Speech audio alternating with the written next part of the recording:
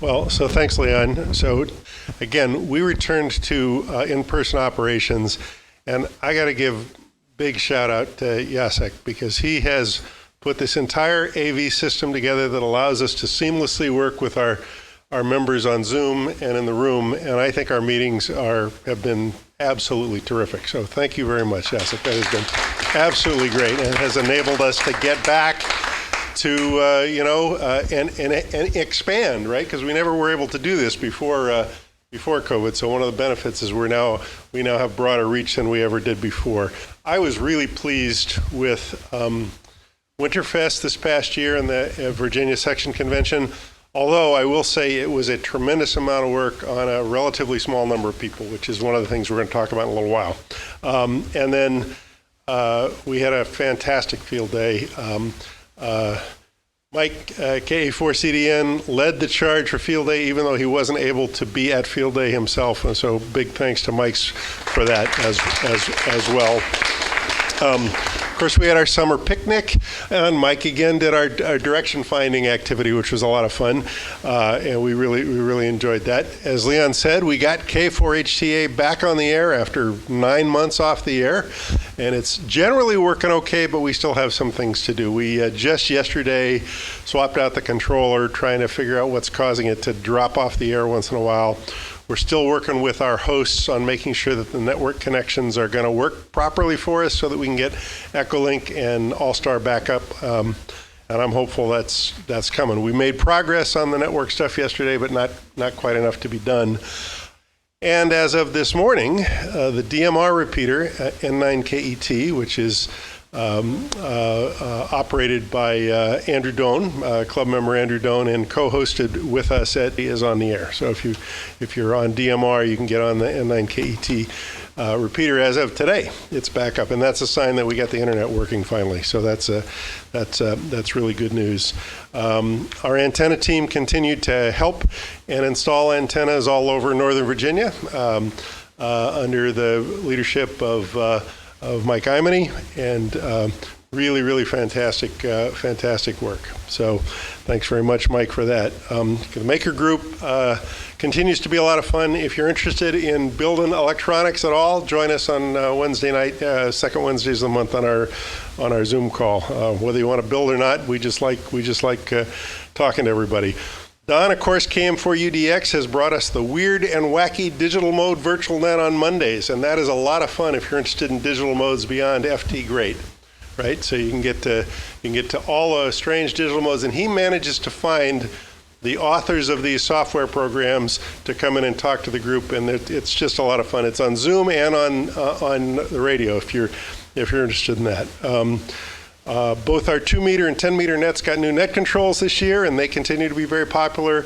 The digital net on Tuesday and the Wednesday night CW meetings continue to be strong. We consumed many calories at the Tuesday face-to-face QSOs at PJ Skidoo's. If you haven't come to those, we meet about 11:30 on Tuesdays at PJ Skidoo's for lunch. We normally have 15, 18 people there, but there's room for more. Big room there, a lot of fun, a lot of socializing with your fellow hams. Our emergency comms and community service teams stayed strong. We had one of the largest contingents for the Marine Corps Marathon this year that we have ever had. Again, thanks to Mike Imony for pulling that together. A tremendous showing from the club. We've been supporting the town of Vienna with a Halloween parade and the upcoming turkey trot. We got plenty of volunteers for that. That's really great. And we provided major support to the Scouts at Jamboree on the air. So lots of community service activities and emergency comm service.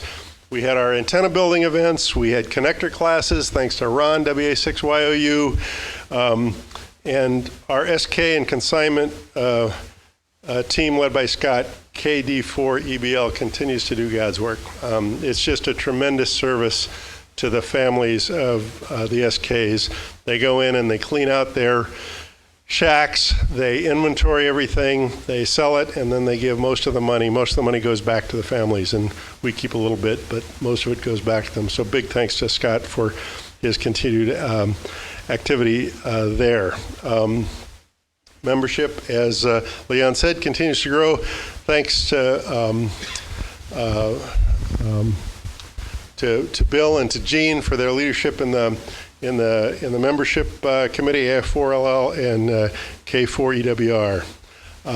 We had great programs this year, thanks to our membership committee, Lee, KD4RE, and Franco, KO4HXC. We kicked off with Pete's famous Getting Started with Morse Code. How many of you kept up with your Morse Code classes? There's one. All right. I started. I'm going to get back to it. I promise. I'm going to get back to it. We concluded with Age Z's History of Transmitters just 2 weeks ago. We learned about Raspberry Pis, practical antenna ideas. We asked the Elmers. We learned about time and frequency. We learned the ins and outs of GNU radio. We had a great presentation on the sunspot cycle. We built ground plane antennas. And we had a fun Get on the Air workshop. Again, thanks to Mike, W8HZ. You're hearing a little bit here about what Mike does for the club in the background. He's always kind of hiding out in the background, but a lot goes on there. So, Mike, thank you very much. We are in your debt. I want to talk a little bit more about the really, really exciting partnership that we have now with Thomas Jefferson High School. We were contacted through the website by Kristen Kushko, who's now a member of the Vienna Wireless Society. She's a teacher of at TJ, and she runs their space club. And you all know that TJ is the science and technology magnet in Northern Virginia, and they're a well-organized, well-funded, well-resourced school, and they have built their own cube satellite, and it's launching in January. It was going to launch in November. Now it's launching in January, and on that cube satellite is an APRS radio. And that prompted them to say, what do we need to do to contact this APRS radio? And they learned that they needed amateur radio licenses, and they reached out to us and asked if we could help with that. So many, many thanks to Leon and TAB, Mike, KD4MM, Bill, and to CQR, and I did a little bit myself. We have taken 37 of their students through the technician license class, and they're taking their test tomorrow. And I'm hoping we have 30. Somebody was asking about we need more young people in the club. I'm hoping that after tomorrow we have 37 new high school students as a member of the Vienna Wireless Society. That's the plan anyway. We want to co-opt it. They have a repeater that we're going to get on the air, their own school repeater. We're going to help them get that on the air. We're going to do a direct conversion receiver build project with their club next spring. So if you're interested in helping work with the high school students at TJ, get in touch with me and let me know, because we're going to need more hands on deck to do everything they want us to do. This license class came up very quickly, and we had to kind of rally a few troops to get them through it because they were in a hurry, but we got them through it. The teacher's now licensed as well, so really, really good. I'm super pumped about this. I think it's really exciting. It'll change the demographic of this club dramatically if we can get some of them involved in it.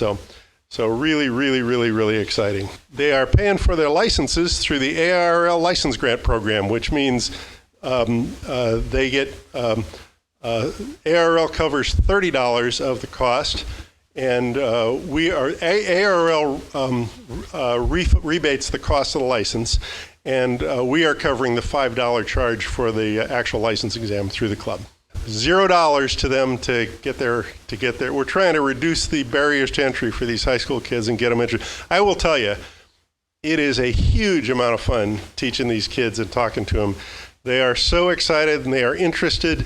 Bill Mira brought his one of his direct conversion receivers and left them with him and said, here's where you plug in an antenna, here's where you plug in a headphone, figure it out. And he came back 2 weeks later and they had all these questions. Well, we plugged it in, but we couldn't quite tell what we were listening to. They were listening to a double sideband repeater, and they couldn't figure out how to tune in the single sideband. So it sounded a little bit like Donald Duck to them. But we showed them how to tune that in. And then after the lesson on resonant circuits, they went over to Bill and says, "Where's the resonant circuit?" And they're pointing at his receiver, and they were just a real curious group of kids. Really, really a lot of fun. Like I said, I'm super excited that we were able to make this. And it came through the website, and that is a testament to the fact that our website is updated, that Jacek puts all the videos of all of our meetings on the internet every single meeting. So we got, I don't know, how many videos do we have up there now? Do you know? A lot, 100 plus, I think. Close to that anyway, yeah. Yeah. Yeah. So we have a huge amount of content out on the internet, and we continue to put it out there, and it brings people to us, and they find us that way, and that's been great. So all in all, I think we had a really exciting 2022 operating year, and I'm very pleased with where we have been. All right, looking ahead. Now I know Mike knows this, but does anybody know, besides Mike Imony, what is special about 2023 for the Vienna Wireless Society? Bill, it's our 60th anniversary, 60 years as an amateur radio club. I reckon that is half the entire duration of the amateur radio hobby that this club has been in existence, and it has grown over the years, and it has many events. I learned recently that the club used to publish a journal every year, and we have started to collect those things, and we'll be republishing them on the web here coming up shortly, and maybe we'll even publish our own this year. Maybe we will revisit that. Our vision is to make 2023 an anniversary year. So what we'd like to do is have some kind of anniversary event, some anniversary themed thing every month, and then culminating sometime during the year in a banquet where we really pull out the stops, bring out the memories, and celebrate. Stand by. Shortly, you'll have an email from me asking to join the 60th anniversary planning committee, and we'll get started on those events. So that's probably the most exciting thing to me. 60 years as an amateur radio club is pretty cool.